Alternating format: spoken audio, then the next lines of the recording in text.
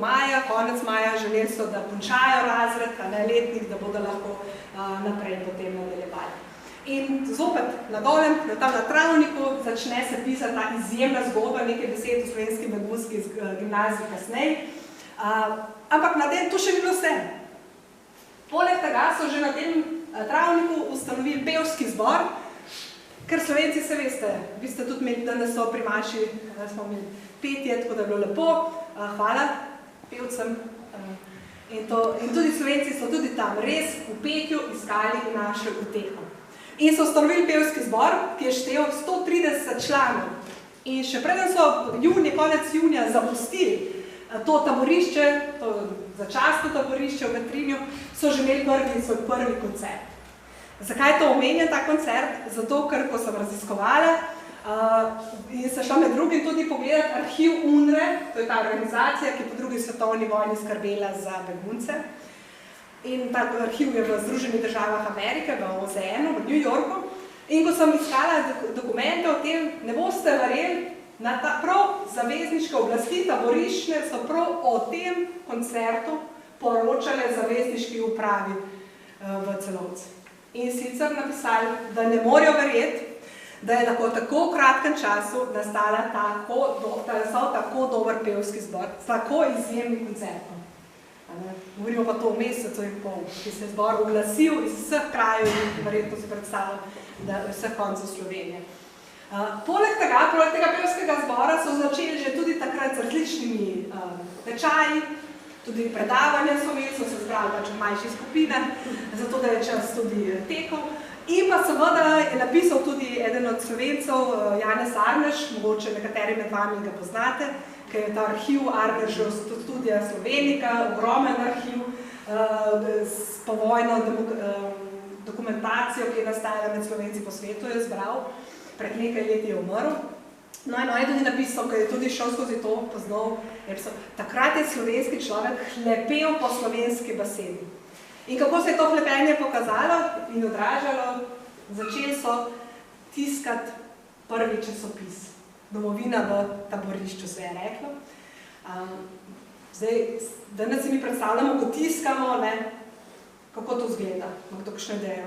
Kaj damo na USB ključek, še to ne, že po mailu pošljemo v tiskarno, ampak kdo kdaj iskaš ta izkušnjo delo. Na ti, ko napišeš na računalniku, oblikuješ, pošljaš tiskarni, stiskajo in dobiš, kar želiš. Seveda tega takrat, da si ne predstavljamo, da je bilo takrat tako, starejši se spominja, da je ciklus stila, tistega tiskanja. No in to na ta način, en gospod, ki je prišel čez mejo, namesto cun, namesto hrane, je v nahrbtnik dal pisalni stroj. To, da je ta pisalni stroj pravzaprav začetek izjemnega ustvarjalnega duha, pisane besede Slovencev v taborišču.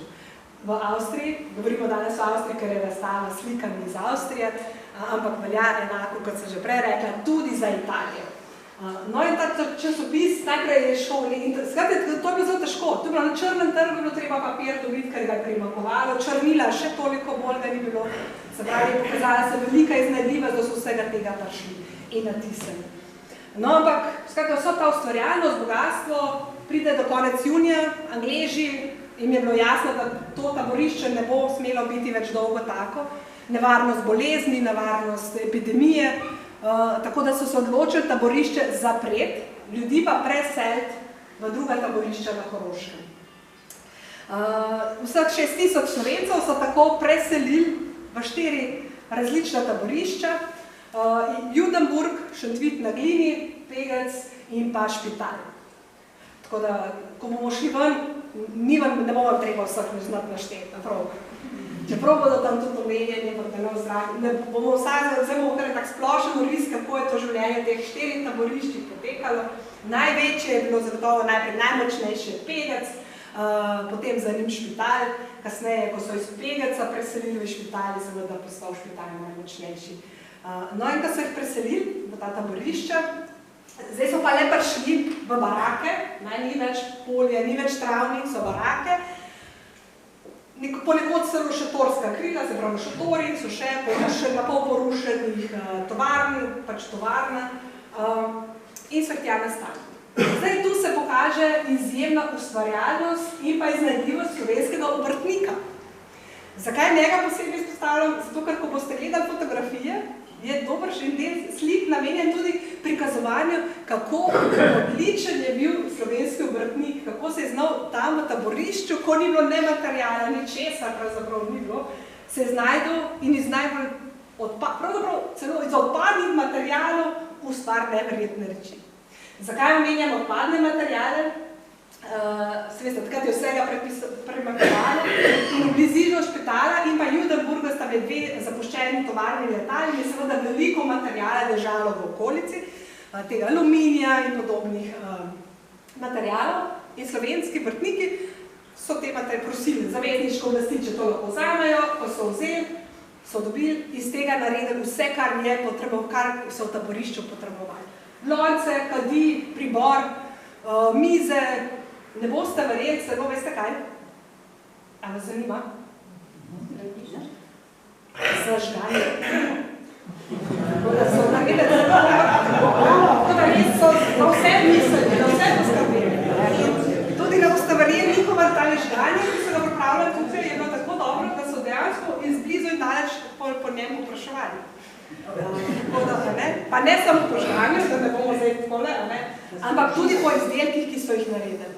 Ne samo zato, ker so zelo hvalili tudi okoliško, avstrijsko prebivalstvo, seveda čas po vojni primanjkuje vsem, a ne vsega, so hmalo gotovili, da Slovenci ne da samo izdelujejo kvalitetne stvari, ampak da izdelujejo tudi zelo lepe stvari, zelo take, lične. Tako da izdelke, ko so pripravili v Rimu eno izjemno veliko razstavo leta 1947 o begunskem življenju širom po Evropi, so bili Slovenci posebej naprošeni, da pošljajo te izdelke v Rim na to razstavo. Kar so seveda vzeli kot veliko čast in tudi je bila in priznanja njihovemu delu. No in ko so te izdelke izdelovali, te izdelke so tudi prodajali in iz tem denarjem potem kupovali stvari, ki so jih potrebovali za življenje v taborišču. Niso pa te, kako govorimo o življenju, da so potrebovali za življenje v taborišču. Ne mislim za nakup hrane, namreč ta denar, ki so ga dobili s prodajo izdelkov, niso dajali v hrano, kar bi lahko. Ker hrana je bila ves čas življenja v taborišču res nepredstavljivo borna. Ne predstavljate si, da imate vsak dan dobite eno zjutrajno črno kavo, kos kruha, ker boste videli na sliki eno sliko, tako lepo, fino, veliko štruc je gor. Taka res lepa in si človek misli, pa sej so jedli dobro. Vejte v misli, da take slike so nastajale z namenom tudi za neke promocije in propagando, bi danes rekala. Drugače pa eno štruca se je moralo razdeliti 10 ljudi. Za kosilo so vsi po vrsti pravili, so dobili tako mineštro, kjer je plaval kakšen makaron, kakšen krompir, kakšen fižol, ampak zelo skromno. In zvečer se je zopet ponovila črna kava. Otroci so imeli malo boljšo hrano, ampak tudi zelo skromno, tako da vsa leta, ko so v taborišča prišhajale zdravniške delegacije oziroma so imeli te kontrole zdravniške, je bilo več kot polovica otrok vsa leta, vsa 3 leta, ki so tam podhranjena. Skratka, niso dali denar za hrano, ampak so jo namenjali za kulturno življenje in pa življenje za izobraževanje, za šolstvo. Nekaj besed o šolstvu, da ne bomo predolgi, sej nisem predolga, Zelo zanimivo. Tako da v šoli, gremo najprej k šoli, tako da, bomo morali še denar. A ministranta? A lahko, preden začnete šolstvo, jaz vprašam, kje so pa dobili hrano? Mislim, iz česa, a je to... Hrano so pa potem, tu so bila taborišča, ker se je že imela UNRWA v svoji oskrbi, zavezniške oblasti, in so potem to hrano prinašali v taborišča. So imeli tudi kuhno, mogoče kot zanimivost, Slovenci so bili tudi zelo dobri kuharji, tako da recimo imate pripovedovanja iz Italije, da so recimo tisti, ki so bili tudi v jetništvu oziroma v tem begunskih taboriščih, Rusi, potem so bili tudi drugi narodi, so bili z Zahodnega Balkana, Poljaki, Bolgari, Romuni, skratka, niso bila to taborišča, kjer bi bili samo Slovenci, so bile seveda, ljudi, taboriščnike so zaposlili v kuhnjah. Hrano so zagotavljali zavezniške oblasti, ampak zelo hitro so posod hoteli, da so kuhali Slovenci. Ker so znali praktično nič iz tistih srovnih surovin, kot je recimo krompir, narediti res okusno hrano. Skratka, to so dobivali.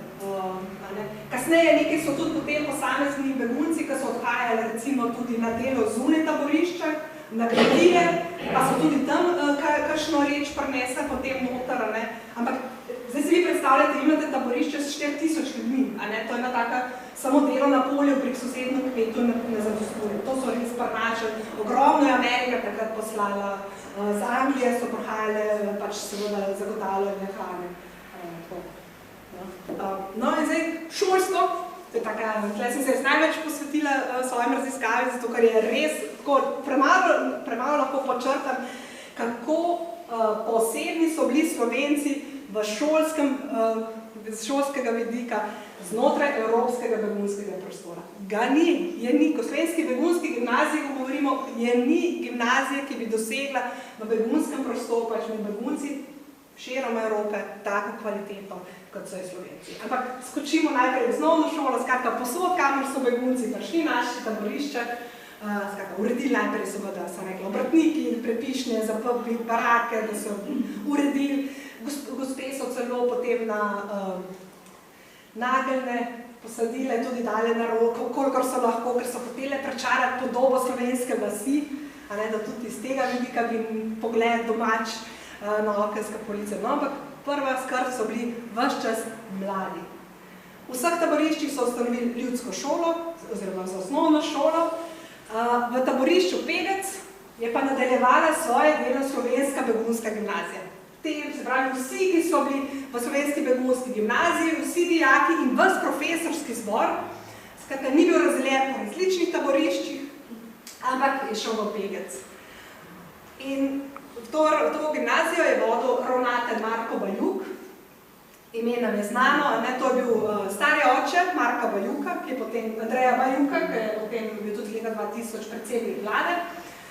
Je bil to strog gospod, zelo tak dosleden, ampak on je želel, ko bi mladi končali slovensko begunsko gimnazijo, kjer jim ni bilo prezanešeno z maturo, so hoteli, da ta matura postane veljaven dokument, se pravi, slovenski begunski gimnazij, dokument, s katerim greš ti lahko na fakulteto. In zato je zaprosil zavezniške oblasti, da naj pridejo s komisijo in pogledajo, ocenijo maturo. In res že avgusta leta 1945, predstavljate, avgusta leta 1945, to je 3 mesece, odkar so na begunski poti, je prišla ta komisija, ki pa se je odločila nekoliko drugače. So rekli, ne bomo ocenili samo mature, ampak bomo celotno slovensko begunsko gimnazijo ocenili. In so tudi jo. Če ima kdaj med vami čas, voljo, predvsem pa čas, vam predlagam, da greste v Arhiv Republike Slovenije, zaproste za arhiv Johna Korselisa, to je gospod Anglež, kvekar, ki je skrbel za slovenske begunce v času taborišča, ki je svojo to gradivo, ki ga je takrat nabiral, dobil pa tudi kasneje pričevanja s hrano in podaril oziroma dal v Arhiv Slovenije, Republike Slovenije. Tam boste našli 7 strani poročila, ki ga je zavezniška oblast, ta komisija, o slovenski begunski gimnaziji pripravila. Uradno poročilo in napisano. In to je pravzaprav 7 strani. Jaz moram reči drugače, kot slavospeva temu, kaj so v 3 mesecih uspeli slovenski profesori na gimnaziji doseči. Noter beremo tudi o tem, kako komisija zapiše, da celo nadkrijujejo, se pravi, celo boljši so kot pa podobni zavodi gimnazijski v Angliji. In govorimo pa o begunski šoli, ki je 3 mesece, kar deluje. Skratka, to je bilo res in so gimnazijo kot tako tudi javno priznali. Tako da vsak dijak, ki je zaključil slovensko begunsko gimnazijo, je potem s tem spričevalom lahko šel na univerzo. In mogoče sem tako oklepaj, ne bomo o univerzah govorili, ampak samo oklepaj. Gledala sem in tudi potem življenje slovenskih študentov na Graški univerzi v Gradcu. In ne boste verjeli, ne samo, da je od vsemi begunci največ Slovencev bilo, ki se je opisalo, največ slovenskih študentov, ki so se pisali na Graško univerzo, med vsemi narodi, ki so takrat bili na Koroškem in po širni Avstriji in pa na Štajerskem tudi. Tudi po uspehu so bili visoko med najboljši študenti. Samo toliko. No? Vrnemo se Slovensko begunsko gimnazijo, res je imela imeniten profesorski zbor. Rekla sem, odhajala je elita maja 1945, kar pomeni tudi profesorski zbor. Je bil sestavljen iz odličnih profesorjev, gimnazijskih ravnateljev, univerzitetnih profesorjev in seveda to se je poznalo. Bili so pa to zelo zahtevni. Večkrat povem zgodbo, ki jo poznajo, tudi gospod Franci bi lahko povedal, zgodbo dijaka, ki je bil vprašan pri predmetu filozofija in koliko mislite, da je dobil? Kakšno ceno, da je dobil? Ja, ena je dobil. In potem je rekel, lejte, profesor, jaz nisem se mogel dovolj dobro naučiti, ker nimam učbenikov. In seveda nisem imel učbenikov, rekel sem, nič tega nisem imel s sabo. In kaj je rekel profesor? To mene ne zanima. Vaša naloga je, da znate. Kako se naučite, kje se, to ni vaša stvar. Vi morate znati. Kaj je ta dijak naredil? To je res ena izjemna zgodba, ki ta dijak je zginil s taborišča in čez par dni se vrnil z nahrbtnikom polnih knjig. Kaj se je zgodilo? Šel je peš čez Karavanke, ampak to ne tako, veste, da široko, mimo straže. On se je moral izogniti vsem stražarjem takrat na meji. Na skriv nam je moral priti na svojo domačijo, če se motam v Ihanu pred Domžalah doma, nabral stvari in jih zopet po skrivnih poteh odnesel nazaj v taborišče. Ko so o tem, kaj je naredil ta dijak, so zvedali seveda tudi taboriščna uprava, angleška taboriščna uprava, ki je poročala temu Anglijo. In mi danes recimo tega ne vedemo, pa jaz mislim, da bi moralo biti zapisano tudi v slovenskih učbenikih za zgodovino, o tem njegovih gesti, o tem, kaj je naredil. O tem so v okrožnici pisali v angleških šolah ob začetku šolskega leta v Angliji. Da so dijaki o tem v Angliji poslušali kot primer, kaj se pomeni narediti želeti znanja. In motivacijo. In motivacija, točno to, vse to.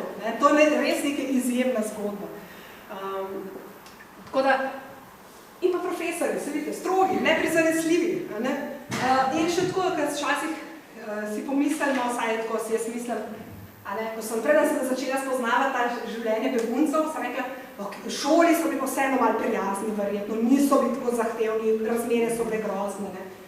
Ampak, ko sem potem preverjala o slovenski begunski gimnaziji, pač zahtevni so bili. Skozi to gimnazijo so šli danes tudi marsikakšni mnogi poznani Slovenci, Kaja Tanganta, kardinal Franc Rode in tudi Vladimir Kos, ki je prvo pesniško zbirko celo izdal v taborišču, ga poznamo misionarja. Gospoda sem malo vprašati, od koga ste deklamirali? Aha, no to se je. Aha, možno, ja, možno. Ciril tu. Ciril, ja, gospod je bil tudi v taborišču in tudi v šoli, tako da lepe. Skratka, to je, mnogi so tudi rekli, da so tam